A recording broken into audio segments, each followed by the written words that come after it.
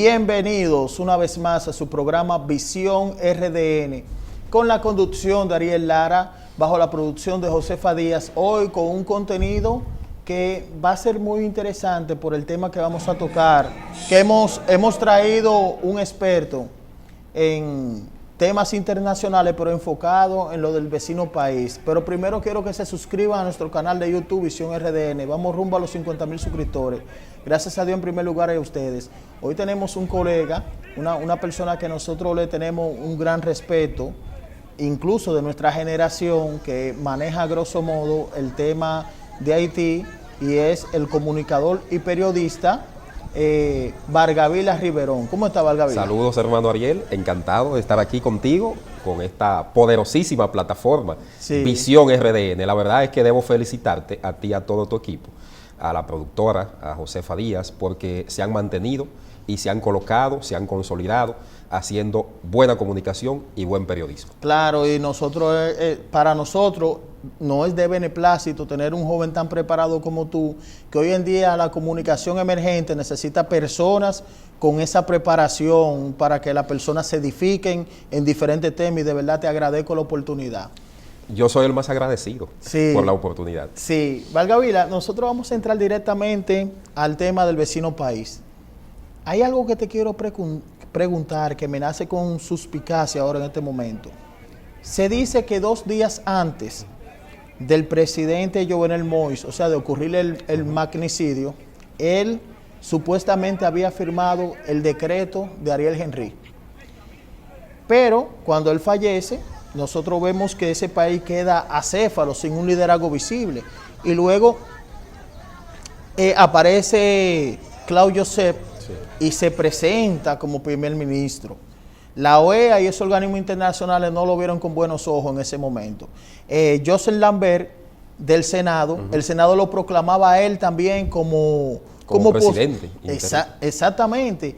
Y vimos un Ariel Henry que se mantuvo tranquilo, pero llegó, fue al final de cuentas el que quedó, porque era el que tenía el decreto registrado 2 días antes del presidente morir. Entonces, hay una pregunta. Cuando viene la primera dama, después de lo que le pasó, Ariel Henry no es que la recibe, es Claudio Joseph, que eso llamó la atención, siendo primer ministro.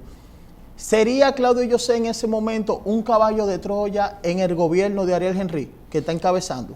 El recién destituido canciller, Claudio Joseph, él incluso lo estaban señalando desde el principio, que era uno de los implicados en este magnicidio. No se descarta, porque él incluso había mantenido una posición de ataque, de enfrentamientos hacia la República Dominicana, con temas que nosotros entendemos que no era necesario generar este tipo de camorra, como se dice popularmente, entre ambos países que son hermanos, que comparten una misma isla, y en un momento donde ellos están atravesando la peor crisis de su historia, política, social, económica, alimentaria, en términos de seguridad, en términos de lo que tiene que ver con la infraestructura, también con la salud, en todos los ámbitos prácticamente. Entonces, ¿cuál es el país que le ha dado la mano? La República Dominicana. Lógico. Ha sido la nación más solidaria.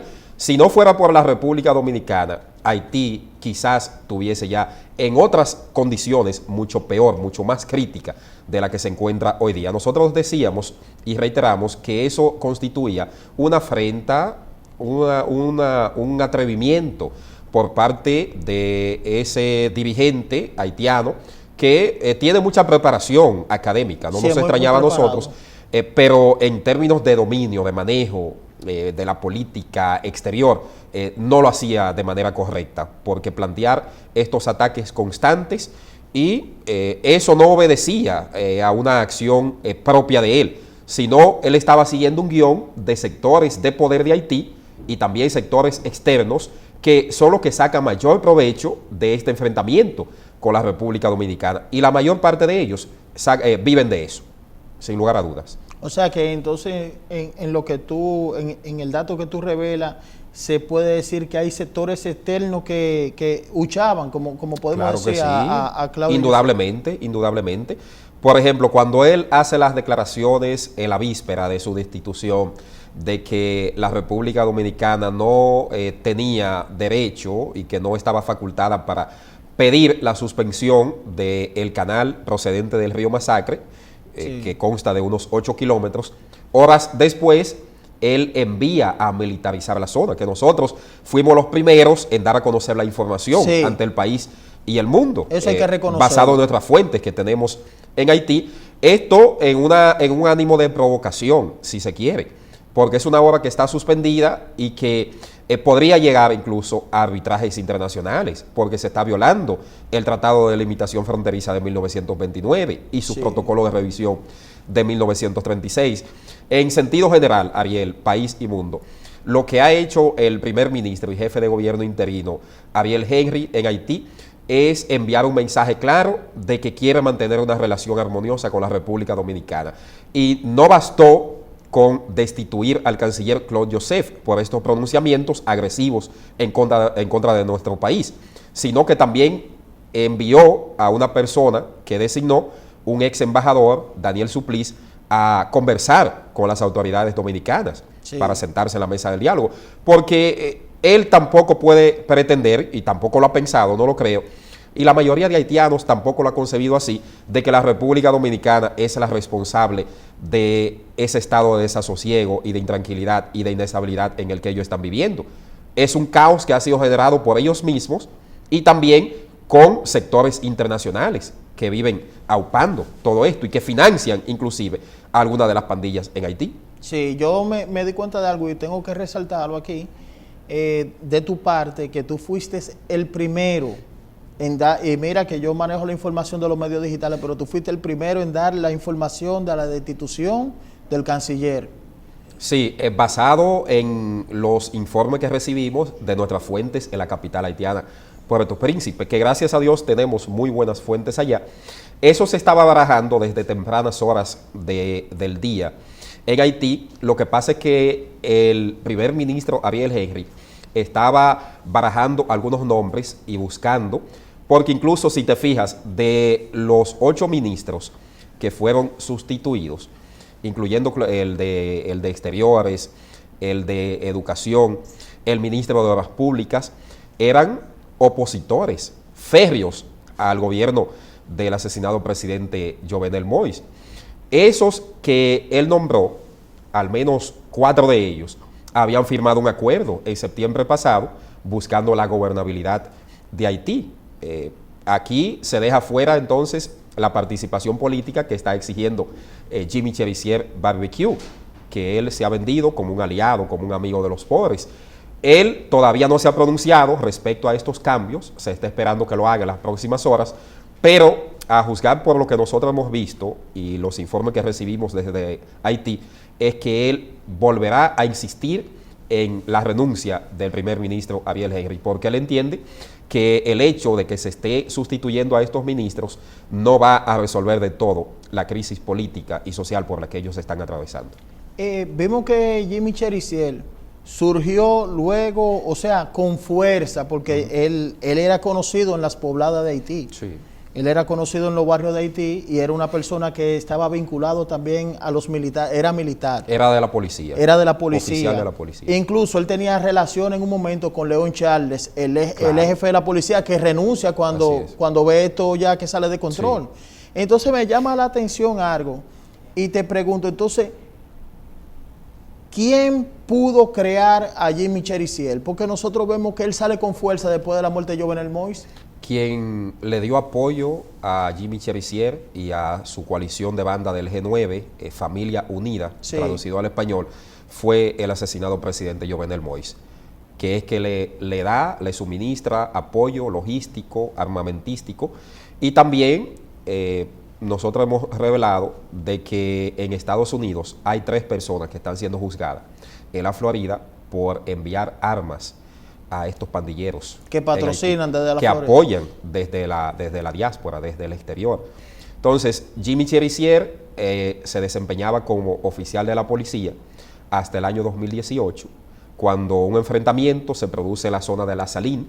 La Saline es una zona próximo al puerto de Beirut, donde está la principal terminal petrolera en la capital haitiana, Puerto Príncipe, donde alrededor de 60 personas pierden la vida en este enfrentamiento con bandas civiles y la policía haitiana. Y luego de ahí entonces que se produce la separación de Jimmy Cherizier Barbecue de la Policía Nacional Haitiana. Entonces, ¿qué él hace? Recibe incluso sanciones hasta de Estados Unidos por esto, aunque él lo niega. Él dice que sería incapaz de atacar al propio pueblo haitiano. Sin embargo, Estados Unidos insiste en que él es un criminal, no un revolucionario, sino un criminal o genocida. Entonces, en el 2020, él comienza la formación de esta banda, de las 9 bandas más poderosas, no necesariamente las más criminales, porque él ha dicho que el modus operandi que él aplica no es el que aplica, por ejemplo, la 400 Mavosó, que es una banda haitiana criminal, una pandilla. Sí. O sea, él está distante, él siempre reclama, lo vemos en los discursos, pidiendo participación política, y acusando a la oligarquía, acusando a sectores políticos de Haití, sectores externos, como los responsables de la desgracia del pueblo haitiano. En estos días nombraron a Laura Richardson como la primera jefa del Comando Sur. El Comando Sur de los Estados Unidos, que comprende América del Sur, el Caribe y todos los países. El único que sale es México porque está en Norteamérica. Tiene su base de operación en Miami. En Miami. En la Florida. Entonces, Laura Richardson, en un espacio que pude ver en el New York Times, decía que una de las misiones sería también ayudar a restablecer el orden institucional en Haití, luego del vacío de poder que deja Jovenel Moïse. Se ha visto en alguna parte del mundo cómo Estados Unidos ha usado personas para luego capturar al otro. Un ejemplo fue el ejemplo de Noriega, que se demostró que era de la CIA en un momento, y después fue derrocado. Saddam Hussein en un momento lo usaron contra Irán, y después le declararon la guerra, y tuviste el final de Saddam Hussein. ¿Usaría Estados Unidos a Jimmy Cherizier para llegarle a Mawoso 400, quien es que se ha autoproclamado como los raptores de los 17... De los 17 misioneros, que ya liberaron 2. Sí, ¿podría existir esa posibilidad? Nosotros no lo descartamos, porque si Jimmy Cherizier ha logrado expandir su operatividad, no solamente en La Saline, que es una de las comunas más grandes de la capital Puerto Príncipe, sino llegando ya a la zona de Martizán, que son de los otros barrios de Puerto Príncipe, a Del Mas, aquí a la parte norte también, en el departamento de Artibonite, como ellos le llaman, porque Haití está dividido en departamentos, tiene 10 regiones administrativas departamentales. O sea, en sentido general, respondiendo a tu pregunta, nosotros no descartamos que Jimmy Cherizier sea un instrumento de esos poderes externos, incluyendo el propio Estados Unidos, para mantener ese nivel de inestabilidad que está vigente en Haití. En el 2004, cuando derrocan a Jean Bertrand Aristide, que era el presidente que había logrado unificar en su entorno las fuerzas políticas y sociales de mayor auge, que fue derrocado, Alfamila Balaz. Claro, fue derrocado 10 años después, porque él fue puesto en el 94 por Estados Unidos. No, pero fue derrocado en una primera ocasión, a principios de los 90. Luego entonces restablecen el orden, vuelve a subir la presidencia y en el 2004 lo derrocan. ¿Usted sabe por qué derrocaron a Jean Bertrand Aristide? Porque él estaba exigiendo a Francia la devolución de los más de 100 millones de francos que habían pagado por su independencia en 1804. Entonces, él convoca 3 días antes, lo que estoy revelando aquí me lo confesó una persona que pertenecía al cuerpo diplomático y consular acreditado ante Haití en ese momento. Convoca a todos los embajadores, los cuerpos diplomáticos, al Palacio Nacional de Haití en ese momento, que todavía no se había derrumbado, porque se derrumba en el terremoto del 2010. Y les dice que Haití necesita recuperar ese dinero que, equiparado a la fecha, a la tasa de cambio, equivaldría a 20.000 millones de dólares, para ellos poder comenzar a salir de su crisis. A los 3 días comienzan los movimientos para derrocar a Jean Bertrand Aristide. ¿Y usted sabe a quién utilizaron? A una figura militar policial que había sido entrenada por los Estados Unidos, Guy Philippe. lo entrenó Extraditado las fuerzas después. especiales en los 90 Sí. en Ecuador. Claro que fue extraditado y está cumpliendo una condena de 10 años en una corte de la Florida. Lo acusaron de narcotráfico, de lavado y de otros delitos. Y se lo llevaron. O sea, fíjate, reforzando eso que tú manifestabas, Sí, sí. haciendo el símil sobre lo que pasó con Noriega en Panamá, que ellos dividen a Panamá, se lo quitan a Colombia, porque Panamá era una provincia de Colombia. Sí. O sea que eso también obedece a un juego. Y eso puede estar ocurriendo en Haití. Y mira qué dato interesante tú agregas. Dentro del mismo Haití, el ejemplo de Jean Bertrand Aristide y de Jeff Philip. Exacto, de Guy Philippe. Que eso fue una incidencia muy grandísima. Que recibió todo el respaldo para derrocar a Jean Bertrand Aristide, inclusive de la República Dominicana en ese momento, en el 2004. Sí. ¿Cómo tú ves el gobierno que afronta ese problema? O sea, el problema haitiano en el país. Bueno, con las embarazadas, con los inmigrantes. Lo que está haciendo el gobierno dominicano y que nosotros como buenos dominicanos debemos apoyar es la aplicación de la ley 285-04 en materia migratoria, que tenía 16 años de su modificación, incluso se creó hasta un reglamento, pero esa ley estaba ahí, natimuerta, nunca se había aplicado por diversas razones. Una de ellas era porque quizás ninguno de los gobiernos anteriores quería asumir el costo de la crítica internacional, las presiones que eso iba a tener desde el punto de vista de los organismos internacionales. Y cuando se decide poner en marcha, hace alrededor de un mes, este conjunto de medidas migratorias planteadas a través del Consejo Nacional de Migración, yo dije que íbamos a recibir la crítica internacional y la estamos recibiendo. Sin embargo, debo saludar la posición valiente del Estado Dominicano, representado en el gobierno, del presidente Abinader, de que a pesar de estas críticas, de estas presiones, de este intento de narionearnos, se ha mantenido firme en hacer cumplir la Constitución y lo que establece la Ley General de Migración de la República Dominicana, respetando obviamente los derechos humanos y los convenios internacionales. O sea, ¿por qué la ONU, por ejemplo, el CARICOM, la CELAC y los demás organismos internacionales, en vez de atacar esta decisión de la República Dominicana de hacer cumplir, de aplicar una normativa, una legislación, no se pronuncian con acciones concretas a favor de Haití para ayudarlos a salir de ese estado de incertidumbre en el que se encuentran? Es más fácil comenzar a atacar una decisión, una medida de un país. En el caso, por ejemplo, de los estudiantes haitianos que están recibiendo capacitaciones, que se están formando en la República Dominicana. Yo recuerdo que cuando estudiaba en la universidad, en la Autónoma de Santo Domingo, conmigo compartíamos los cursos 2 estudiantes de nacionalidad haitiana y estaban legales aquí. Y me hice amigo de ellos, conversaba con ellos y le decía por qué. Y me dicen, bueno, yo soy de los que veo a la República Dominicana como un país amigo, me decían los 2. Y he venido a formarme aquí porque entiendo que aquí están las oportunidades para yo regresar a mi país. Incluso hubo uno de ellos que me manifestó que tenía intenciones de ser presidente de Haití. O sea, un amigo, un haitiano, sí, que estudió comunicación, estudió periodismo, con una mente bastante amplia, bastante clara, cero sectarismo, que es lo que debe primar aquí.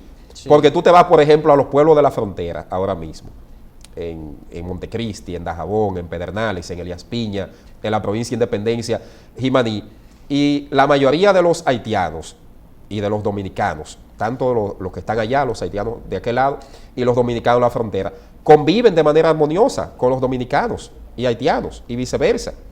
Entonces, ¿por qué tener que estar? Ahora, lo que no podemos negociar bajo ninguna circunstancia es la aplicación de las leyes en nuestro país para corregir este desorden, porque hace tiempo que ese desastre que teníamos, no solamente en materia migratoria, ya eso estaba teniendo una carga enorme, considerable, en perjuicio de nuestro sistema sanitario, donde en los hospitales, por ejemplo, de la provincia de Montecristi, alrededor del 60% de las atenciones que se estaban brindando eran extranjeras y extranjeros de nacionalidad haitiana. Mira, esto que pasó en Haití, lo del magnicidio al presidente Jovenel Moïse, ha creado mucha hipótesis en torno a eso. Incluso ese país en un momento quedó acéfalo de liderazgo político. Sigue acéfalo. Sigue acéfalo. Sí. Pero nosotros vimos en la historia, matan a Kennedy, la gente sabe ya que es Oswald, por lo menos el autor material que está preso. Gaddafi, ya todo el mundo sabe cómo murió. O sea, ya ahí hay conclusiones terminales de lo que se sabe qué pasó.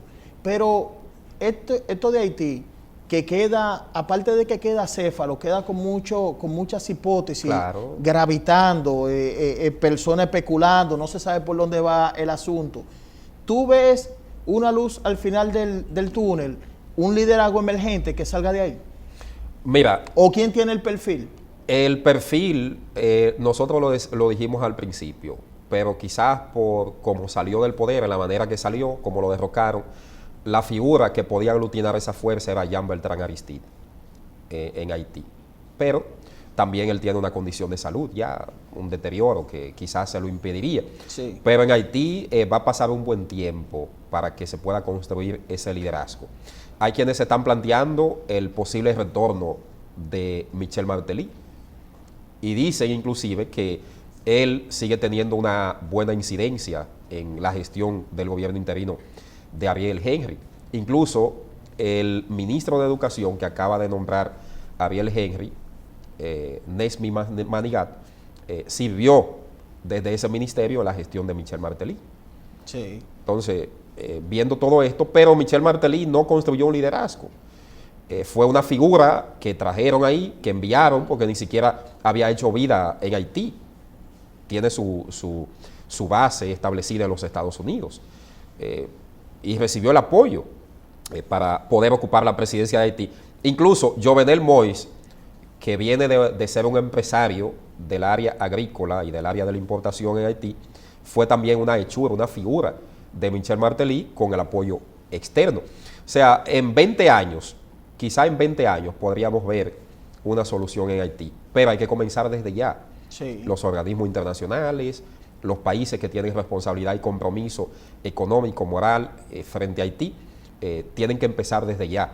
Aquí se ha planteado una administración internacional de un fideicomiso. Eso yo vi que lo planteó también, que nosotros lo entrevistamos, el ex embajador Paulo Arcelín también. Claro, Paulo Arcelín, sí, que es un hombre que yo he dicho que tiene muchas condiciones para ser presidente de Haití. Incluso fue miembro del Consejo de Estado por allá por los años 90. Tiene mucho conocimiento y además tiene un manejo excelente con la República Dominicana. Es un diplomático de carrera que bien podría ponderarse de que él sea una de las figuras. Pero yo he dicho algo, Ariel, y lo reitero aquí, que estas crisis en Haití, a pesar de que ellos están atravesando una situación grave, porque es muy crítico, ha alcanzado un punto muy crítico, la crisis, ya no solamente la escasez se limita a los alimentos, a los combustibles, al tema de la crisis de seguridad, al tema de la crisis sanitaria, la crisis educativa, donde allá los padres no quieren enviar a sus hijos a recibir clases porque no saben en qué momento va a llegar los pandilleros y van a irrumpir en los colegios, en las escuelas y lo van a atacar. También tienen ahora mismo una crisis con el agua. Sí. Están atravesando una dificultad con el agua. Pero nosotros como país hemos hecho lo que ha estado a nuestro alcance.